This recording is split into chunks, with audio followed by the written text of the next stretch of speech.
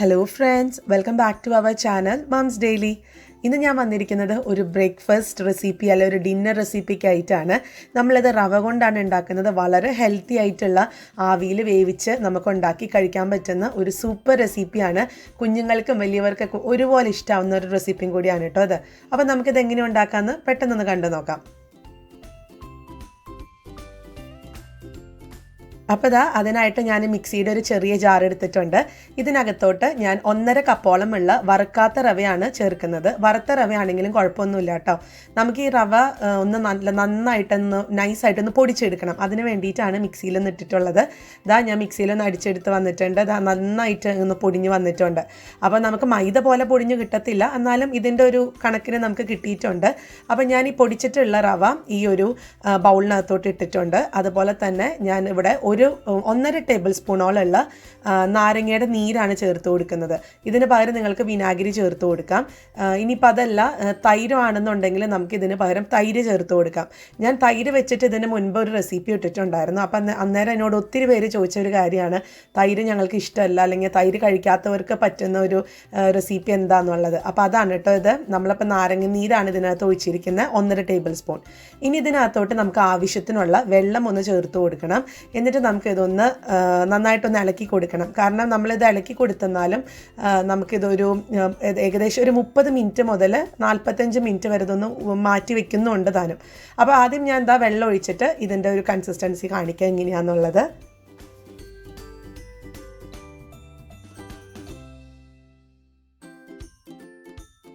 അപ്പോൾ ഇതാണ് കേട്ടോ പരുവം എന്ന് പറയുന്നത്.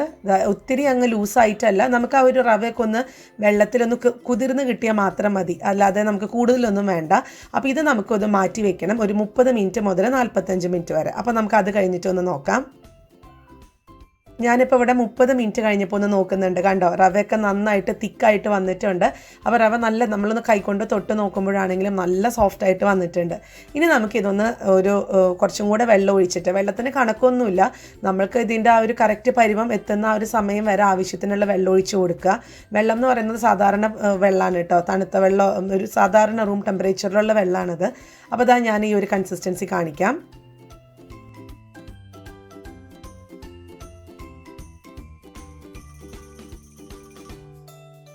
ഇതാണ് നമ്മുടെ ഈ ഒരു റവയുടെ കൺസിസ്റ്റൻസി എന്ന് പറയുന്നത്. നമ്മൾ കുതിർത്ത് വെച്ചതുകൊണ്ട് തന്നെ നന്നായിട്ട് തന്നെ സോഫ്റ്റായിട്ട് വന്നിട്ടുണ്ട്.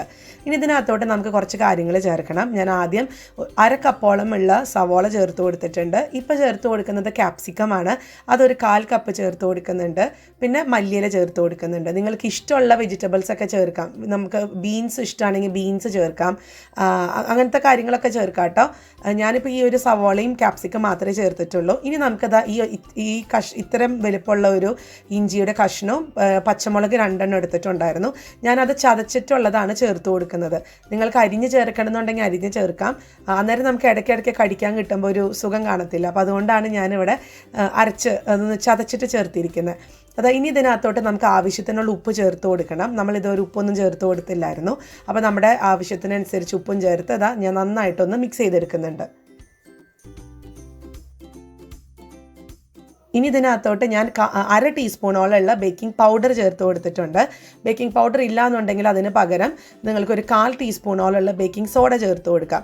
നമ്മൾ ഈ ഒരു ബേക്കിംഗ് പൗഡർ ചേർത്താലാണ് നമുക്ക് ഈ ഒരു അപ്പം നല്ല ഫ്ലഫി ആയിട്ടും നല്ല സ്പോഞ്ചി ആയിട്ടൊക്കെ വരത്തുള്ളൂ, നല്ല സോഫ്റ്റ് ആയിട്ടും.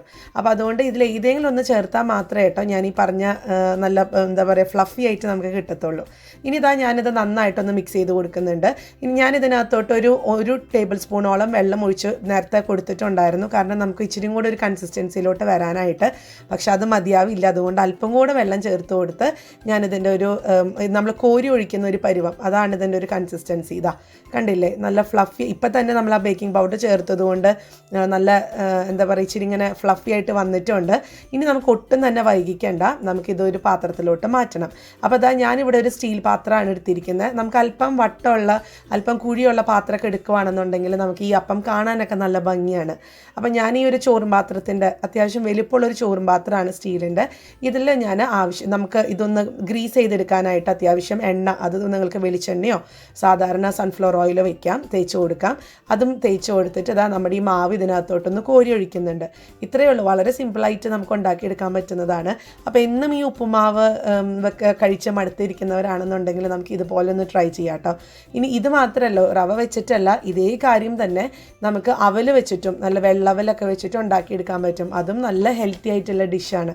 ഇപ്പോൾ കൊറോണ കാലമാണ്, നമ്മളെല്ലാവരും വീട്ടിലിരിക്കുകയാണ്, ലോക്ക്ഡൗൺ ആണ്.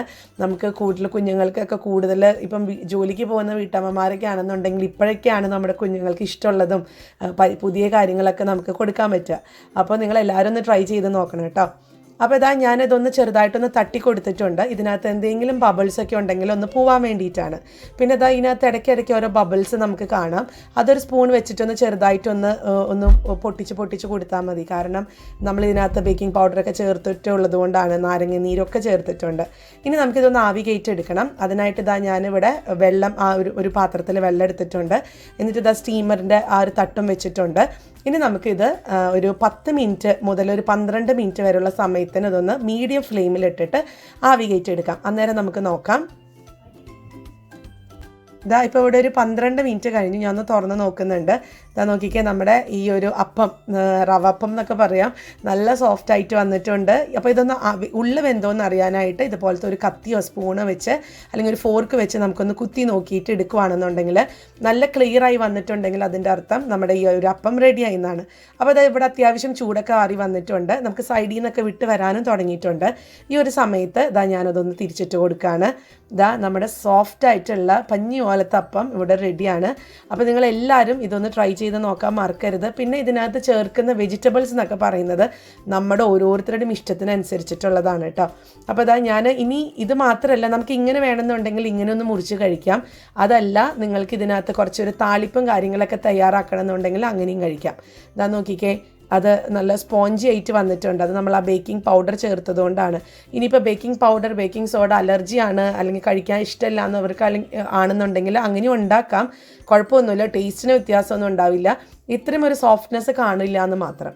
അപ്പോൾ ഇതാ ഇനി നമുക്കിതിന് വേണ്ടുന്ന ഒരു മസാല എല്ലാം മേലൊഴിക്കാനായിട്ടുള്ള ഒരു താളിപ്പ് തയ്യാറാക്കണം. അതിനൊരു ടേബിൾ സ്പൂണോളമുള്ള വെളിച്ചെണ്ണയാണ് എടുത്തിരിക്കുന്നത്. പിന്നെ 1/4 ടീസ്പൂണോളമുള്ള കടുക്, അതുപോലെ 1/4 ടീസ്പൂണോളമുള്ള ഉഴുന്ന്, പിന്നെ അല്പം കറിവേപ്പില നമുക്കൊന്ന് കീറിയിട്ടൊന്ന് ചേർത്ത് കൊടുക്കാം. പിന്നെ ചേർക്കുന്നത് പച്ചമുളകാണ്. നമ്മൾ പച്ചമുളക് ചേർത്തിട്ടുള്ളതാണ് എങ്കിൽ പോലും ഒരു ചെറിയ കഷ്ണം പച്ചമുളക് ഞാൻ നടുവേ കീറിയിട്ടൊന്ന് ചേർത്തിട്ടുണ്ട്.